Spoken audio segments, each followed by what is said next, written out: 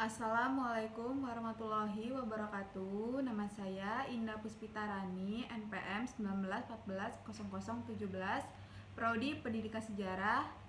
Di sini saya ingin menjelaskan mengenai materi masuknya agama dan kebudayaan Hindu-Buddha ke Nusantara. Baiklah, akan saya jelaskan yaitu masuknya agama dan kebudayaan Hindu-Buddha ke Nusantara. Ada dua hal yang harus kita ketahui jika ingin membahas masuknya agama dan kebudayaan Hindu-Buddha ke Nusantara. Yang pertama, kita perlu membicarakan sumber-sumber sejarah yang menjelaskan tentang kedatangan atau interaksi bangsa India dengan masyarakat lokal.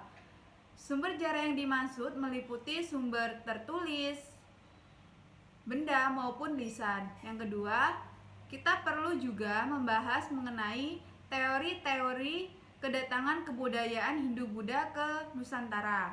Maka dari itu, pada uraian materi yang akan saya bahas tentang sumber-sumber sejarah dan teori-teori yang menjelaskan kedatangan bangsa India ke Nusantara. Sumber sejarah masuknya Hindu dan Buddha yaitu yang pertama ada sumber dari India, yang kedua sumber dari Cina, dan ketiga sumber dari Yunani, dan keempat prasasti, dan kelima kitab kuno, dan keenam bangunan kuno. Di sini saya akan menjelaskan sumber yang pertama yaitu sumber dari India, yaitu adanya hubungan dagang tersebut yang dapat diketahui dari kitab Jataka dan kitab Ramayana, tetapi tidak menyebutkan kapan India mengenal Indonesia. Kitab sastra India yang dapat dipercaya adalah kitab Mahidesa yang memberi petunjuk bahwa masyarakat India telah mengenal beberapa tempat di Indonesia pada abad ke-3 Masehi. Dan dalam kitab Geografi Hike yang ditulis pada abad kedua juga disebutkan telah ada hubungan dagang antara India dan Indonesia. Dari kedua keterangan tersebut dapat disimpulkan bahwa secara intensif terjadinya hubungan dagang antara Indonesia dan India mulai pada abad ke-2 sampai 3 Masehi. Dan kedua yaitu sumber dari Cina. Hubungan Indonesia dengan Cina diperkirakan telah berkembang pada abad ke-5. Bukti-bukti yang memperkuat hubungan itu diantaranya adalah perjalanan seorang pendeta Buddha, Fahin, pada sekitar tahun 413 Masehi. Fahin melakukan perjalanan dari India ke Yepot atau Kerajaan Tarumanegara dan kembali ke Cina melalui jalur laut. Selanjutnya, Kaisar Cina Wenti mengirim utusan ke Sepo atau ke Pulau Jawa. Sumber yang ketiga yaitu sumber dari Yunani.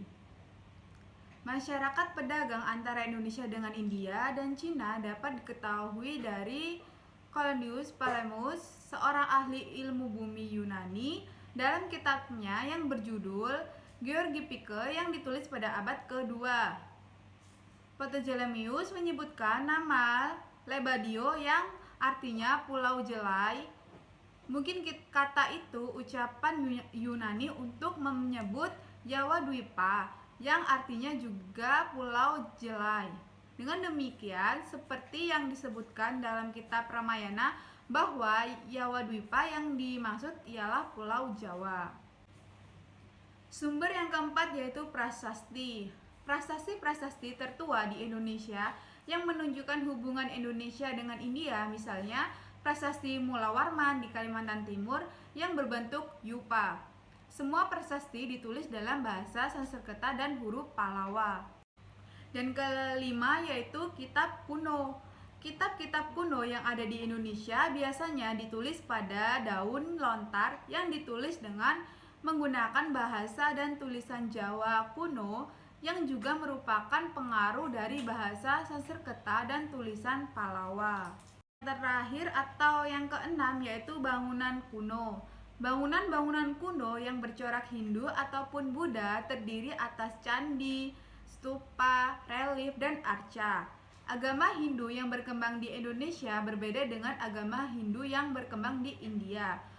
agama dan kebudayaan Hindu disesuaikan dengan kebudayaan dan kepercayaan asli Indonesia yang berintikan pemujaan roh leluhur atau animisme dan dinamisme.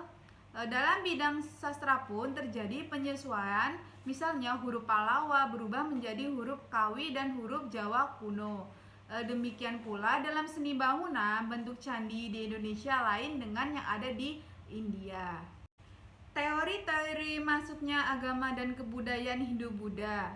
Secara garis besar, peneliti membagi proses masuknya Hindu-Buddha menjadi dua. Pendapat pertama bertolak dari anggapan bahwa bangsa Indonesia berlaku pasif dalam proses ini. Para pedagang konsep pertama ini selalu beranggapan bahwa telah terjadi koloniasi oleh orang-orang India. Teori-teori ini seperti teori Brahmana, teori kesatria, dan teori Waisa, teori Sudra, dan teori arus balik. Yang pertama yaitu teori kesatria. R.C. Majumdar berpendapat bahwa munculnya kerajaan Hindu di Indonesia disebabkan oleh peranan kaum kesatria atau prajurit India. Para prajurit India diduga mendirikan koloni-koloni di kepulauan Indonesia dan Asia Tenggara pada umumnya. Namun, teori kesatria yang dikemukakan oleh R.C. Majumdar tidak didukung oleh data yang memadai. Selama ini belum ada bukti arkeologis yang menunjukkan adanya ekspansi prajurit India ke Indonesia. Tokoh pendukung ini seperti J.L. Mons Cicibreg dan R.C. Majumdar. Yang kedua yaitu teori Brahmana. Van Loer mengajukan keberatan baik terhadap teori kesatria maupun teori Waisa.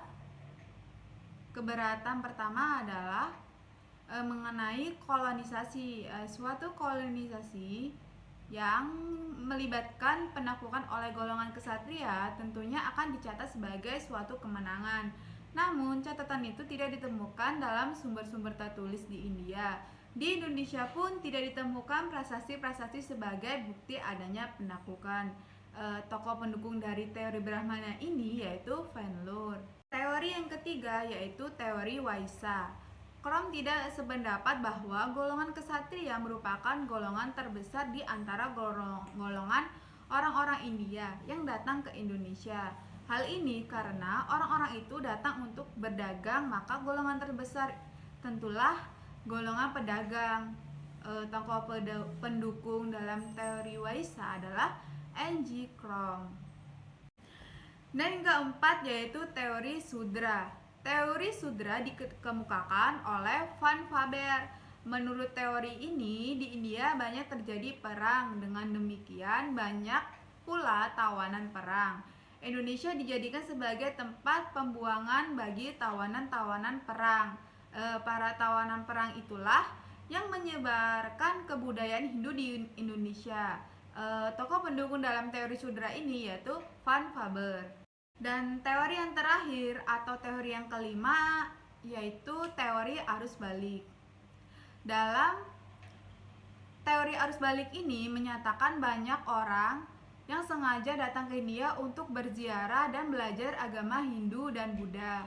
Setelah kembali ke Nusantara, mereka menyebarkan ajaran Hindu-Buddha ke masyarakat. Tokoh pendukung dalam teori arus balik ini yaitu F.D.K. Bose. Demikianlah presentasi yang dapat saya sampaikan. Kurang lebihnya saya mohon maaf.